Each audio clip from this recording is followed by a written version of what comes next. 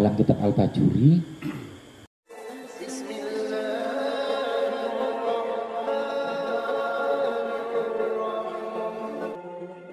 Tidak tengok kanan dan kiri. Waktunya beol, toleh. Jadi yang khusyuk kalau beol itu, gak pelengean gitu loh kalau orang Jawa.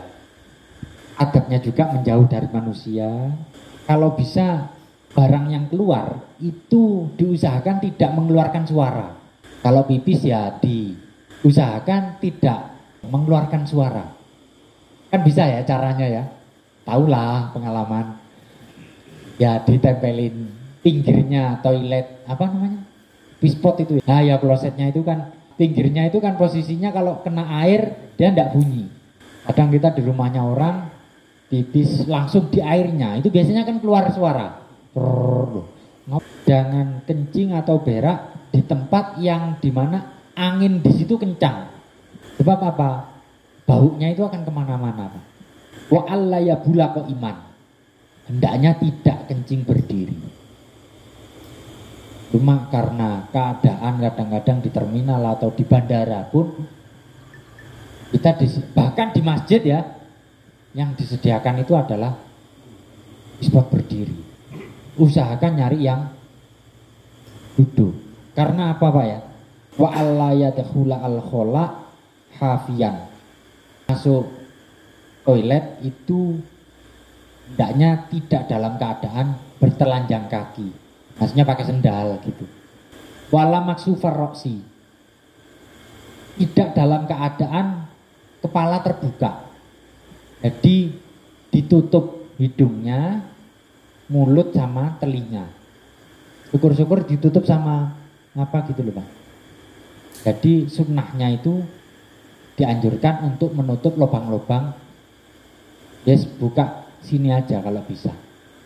Karena satu ya, bau atau aroma kalau kehirup itu juga kata dokter pengaruh di kesehatan. Ngangkat baju pelan-pelan, tidak langsung dibuka blak gitu. Dan nurunkannya juga begitu. Nah ini wayak tamida alayasarihi fi qada'i hajatihi di annahu ashalu lahu. Dan hendaknya ini ada hadis memang langsung bertumpu pada kaki kirinya. Kayak apa itu? Tadi kan pertama dianjurkan untuk tidak berdiri. Terus dianjurkan untuk bertumpu pada kaki kirinya. Berarti kan kalau jongkok bertumpu pada kaki kiri kayak apa Pak? Maaf ya, saya praktekkan. Nanti tidak tak keluarkan kok Pak. Ini saya belajar praktek ini, saya dulu baca keterangan hadisnya itu kurang lebih 20 tahunan yang lalu. Dan saya baru bisa itu sekitar 5 tahunan yang lalu. Baru bisa praktek. Dulu itu saya praktekkan yang saya baca. Itu tidak ketemu-ketemu Pak. Iktimat alayasarihi. Bertumpu pada kaki kiri. Itu dulu saya begini. Sempat begini. Habis itu kayak apa sih sebenarnya yang dimaksud di dalam hadis itu gitu. Karena itu kata dalam di sini itu lebih memudahkan dalam keluarnya kotoran. Dan ternyata belakangan di sama dokter itu beliau dokter juga ulama. Ada sistem di dalam tubuh itu ketika posisi seperti ini, jadi iktimat alayasari bertumpu pada kaki kiri dan kemudian badannya ini ditempelkan di kaki kanan seperti ini, pantatnya ditempelkan di kaki kiri. Nah ini posisi seperti ini klep. Jadi saluran kencing itu ada semacam klepnya Pak. Itu ketika posisi seperti ini bukanya kayak ibarat keran itu buka full. Tapi kalau seperti ini, itu dia sebenarnya belum terbuka.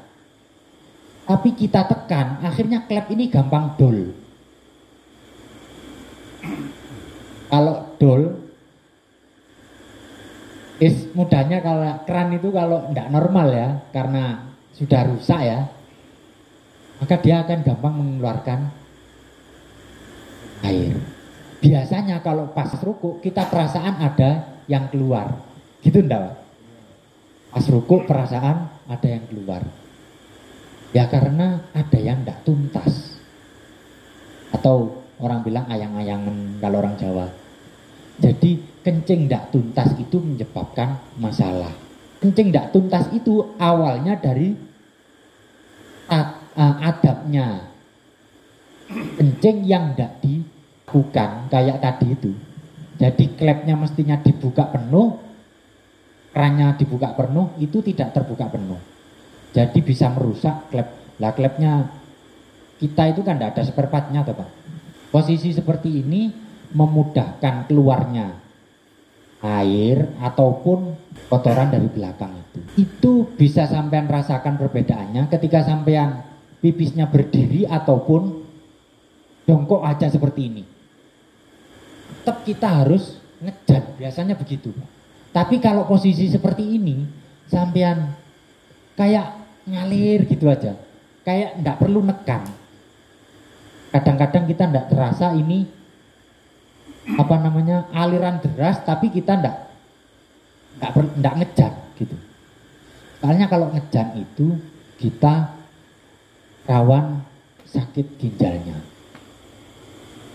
Kata sebagian guru-guru kami, sakit-sakit itu bisa dipengaruhi oleh dengan cara kencing tadi itu. Kencing tidak tuntas itu bahayanya. Sempat pernah ya dengar ada orang yang disiksa di kuburnya karena permasalahan istinja yang tidak diperhatikan sama dia. Jadi dulu pernah Nabi itu suatu ketika jalan-jalan di samping makam. Kemudian Nabi mengambil pelepah kurma. Karena waktu ditanya, ada apa gerangan engkau Nabi mendoakan dan meletakkan pelepah kurma di makam itu. Saya tahu waktu aku lewat tadi orangnya sedang disiksa karena permasalahan kencing. Nah itu kencing tidak tuntas, istinjaknya kurang betul, meremehkan itu kotoran kencingnya itu. Jadi kalau tidak tuntas rawan waktu sholat keluar.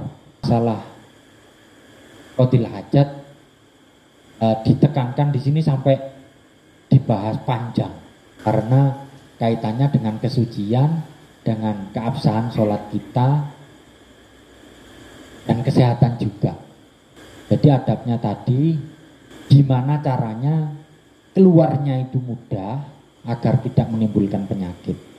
Termasuk tanah nuh adabnya. Tanah nuh itu dehem Pak ya. Dehem. Biar kencing itu tuntas, Nabi mengajarkan tanah nuh. Tanah nuh itu seperti ini. Dehem itu kadang-kadang orang, saya berapa tahun yang lalu pahamnya masih hanya seperti itu. 20 tahun yang lalu saya membaca kitabnya itu pahamnya dehem gitu saja. Jadi gitu. Jadi saya sering dengar orang itu juga ada yang seperti itu.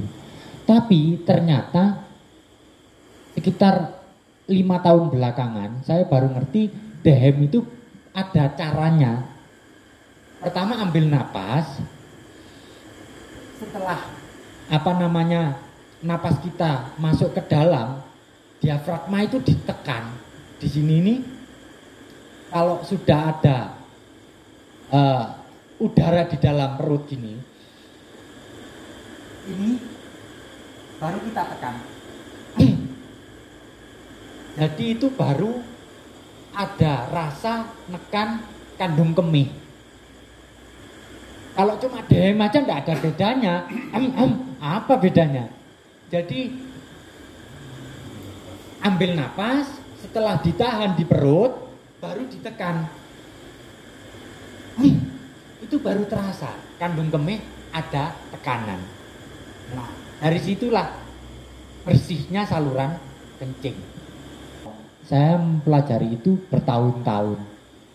Ya kalau sampean langsung bisa praktek, alhamdulillah. Terus kemudian ketika itu belum dirasa bersih, maka dianjurkan juga untuk goyang kanan, goyang kiri. Seperti ini. Kalau dirasa belum tuntas ya, itu goyang kanan sama goyang kiri.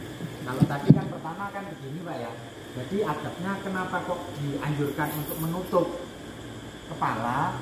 Karena ya itu tadi kondisi kencing seperti itu atau beol seperti itu baunya, apalagi kencing itu meskipun toh air tapi nyengat Pak. Jadi termasuk adabnya kan ditutup begini.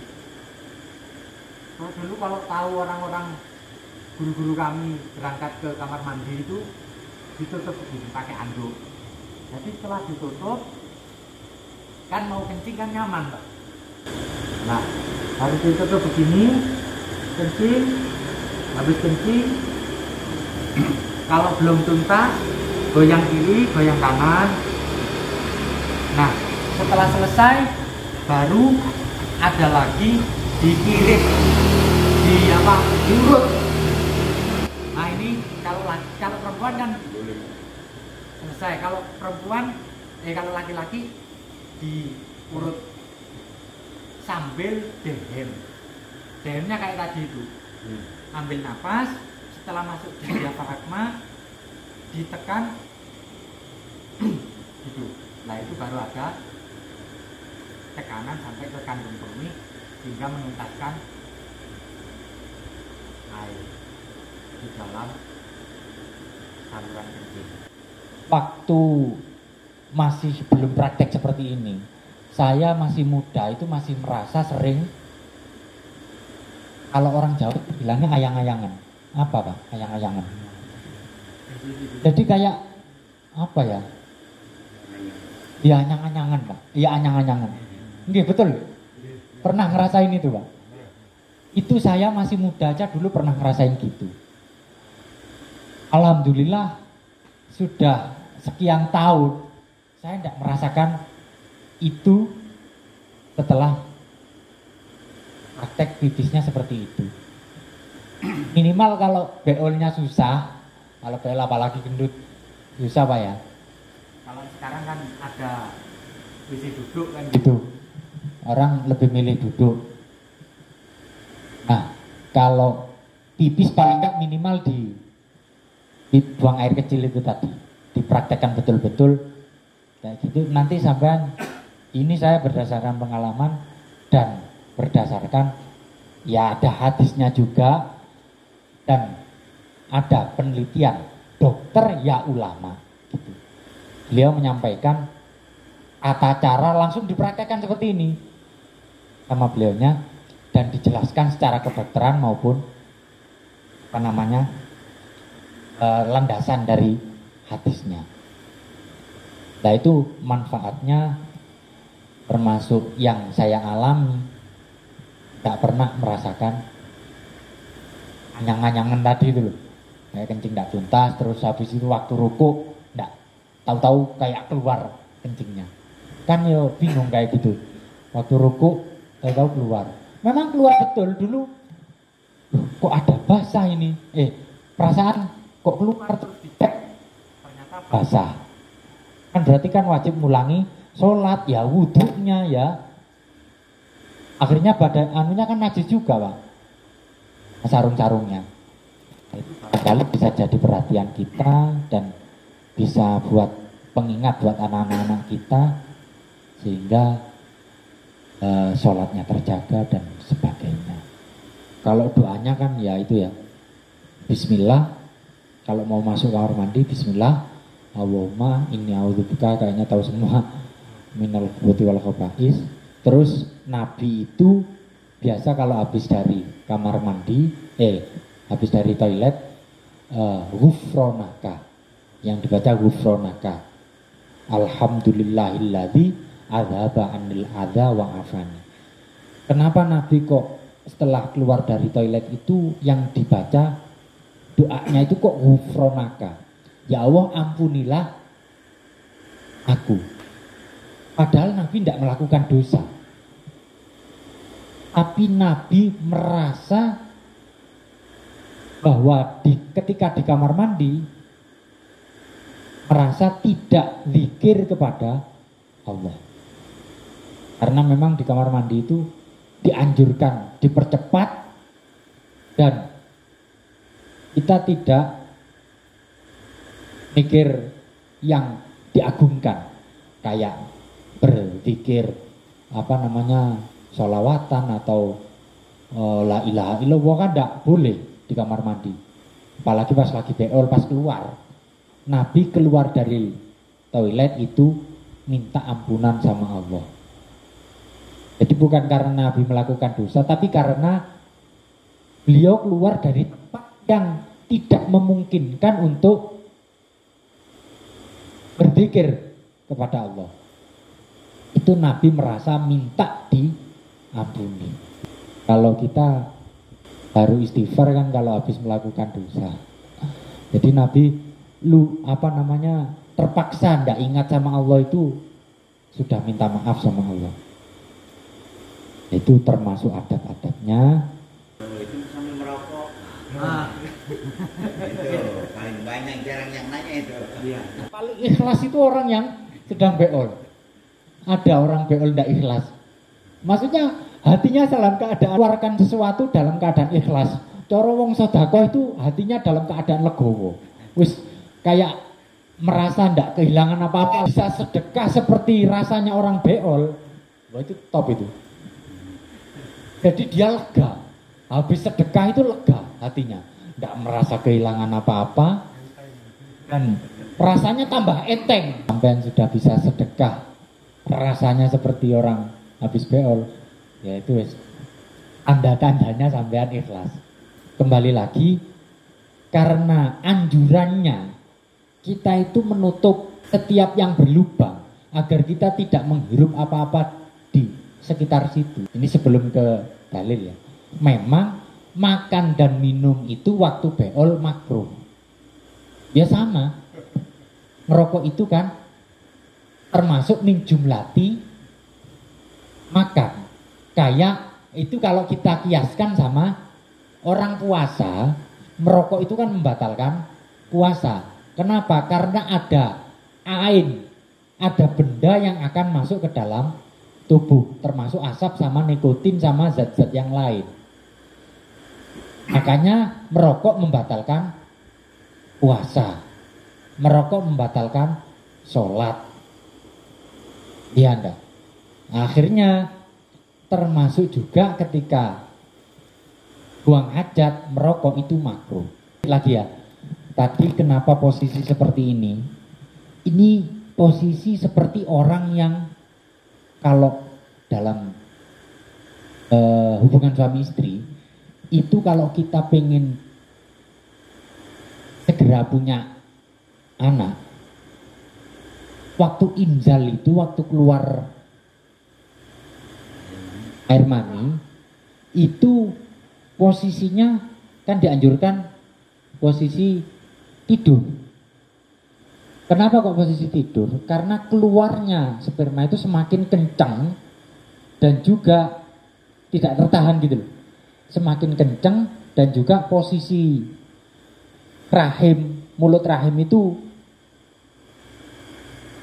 ketika perempuan di bawah itu siap menerima gitu loh. Jadi gampang jadi. Lah, kalau posisinya yang lain, sperma ini kayak tertahan.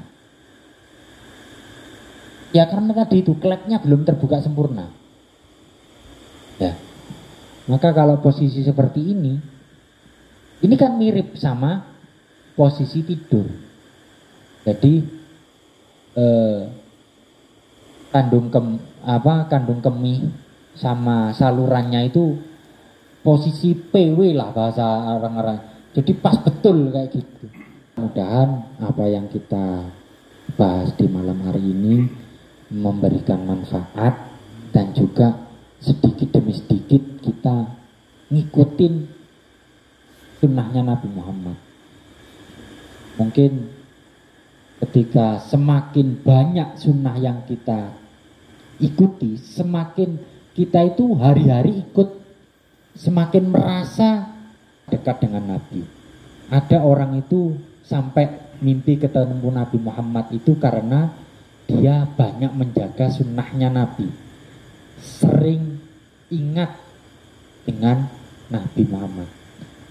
Mungkin dengan kita mengikuti apa yang beliau kerjakan, semakin sering kita mengingat Nabi Muhammad, semakin dekat pula kita mendapatkan hidayah, pertolongan, kasih sayang, ampunan dan juga syafaat dari Rasulullah nanti di yaumil qiyamah.